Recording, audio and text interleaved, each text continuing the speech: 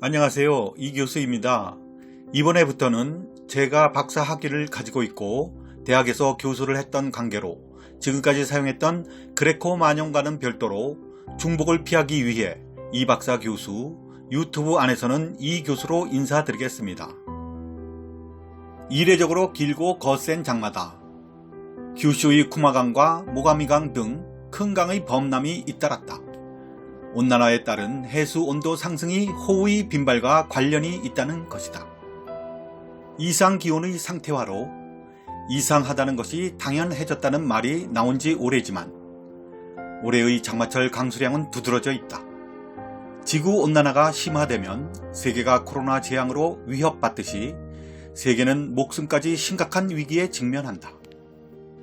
장마 전선이 중국 대륙에서 일본 열도를 따라오듯 이례적으로 오랜 기간 눌러앉아 규슈에서 도쿄 위쪽 도쿠 지방에 걸쳐서 일본 열도의 넓은 범위로 폭우 피해를 초래했다.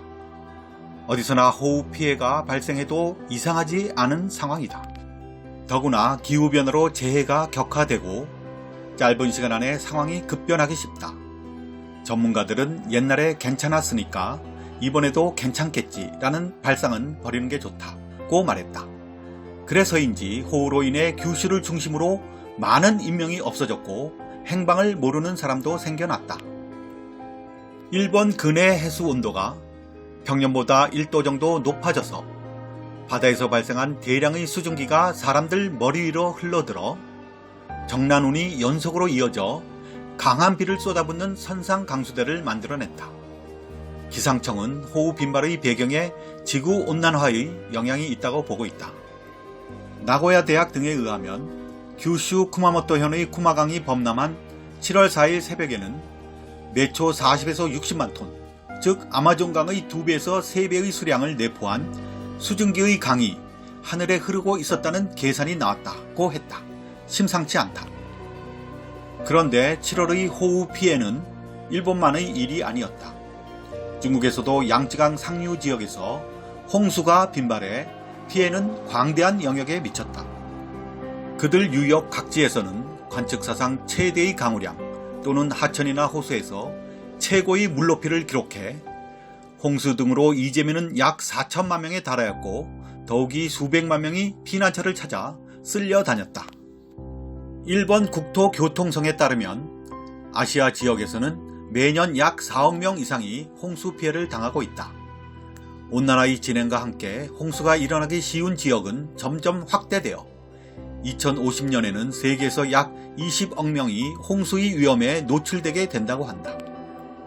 국토교통성의 전문가회는 유엔 기후변동에 관한 정부 간 패널 IPCC의 제5차 평가 보고서를 근거로 해 기온이 2도 상승하면 국내의 홍수 발생 빈도는 약 2배, 4도 상승하면 약 4배로 증가한다고 한다. 즉, 온난화와 재해의 관련성이 분명해지고 있는 것이다. 그렇다면 물난리를 막기 위해 제방을 아무리 높고 견고하게 만들어도 안심할 수 없는 것이 지구온난화의 현실이다.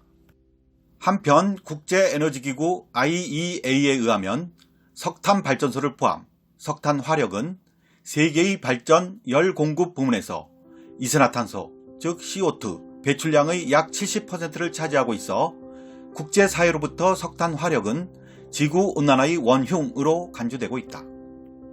온난화 대책의 새로운 국제룰인 파리협정은 온난화에 의한 지구의 파국적인 영향을 피하기 위해서 산업혁명 전의 온도를 기준으로 세계의 평균 기온 상승이 1.5도 범위에서 억제되도록 요구하고 있다.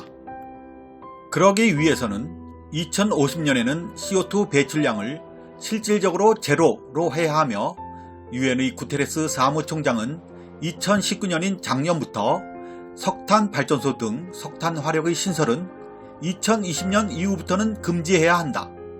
그렇지 않으면 대재앙에 직면한다고 호소하고 있다. 매년 가을층 흉포화하는 호우 피해에 허덕이는 일본에 있어서도 마음 애리는 지적일 것이다.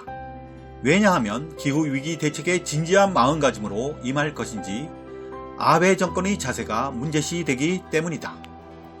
일본 정부는 이산화탄소 배출이 많은 석탄 화력의 발전량을 2030년도까지 가능한 한 줄인다고 발표했다. 하지만 고효율 석탄 발전소의 운전이나 신건설은 계속 추진한다고 한다.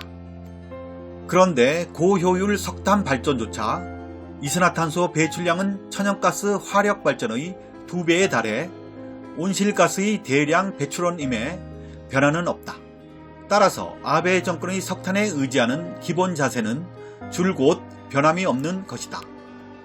더욱이 온난화 대책 국제룰 파리 협정은 이미 본격 운용이 시작되어 2020에서 30년대에 석탄 발전소 등 석탄 화력 폐지, 즉 석탄 화력 제로 방침을 분명히 한 프랑스, 영국, 독일 등과 일본과의 차이는 크다. 앞으로 이산화탄소 배출량을 최대한 줄이겠다는 방침이 정해지지 않은 일본의 자세가 국제사회로부터 한층 더 엄격한 비판을 부를 우려가 있다. 더구나 상위 7개국인 G7 가운데 유일하게 석탄 화력을 수출 지원하고 있는 국가로서 비판을 면하기 어렵다. 지금부터라도 방제라는 관점에서 탈탄소는 한층 더 미룰 수 없는 과제이다.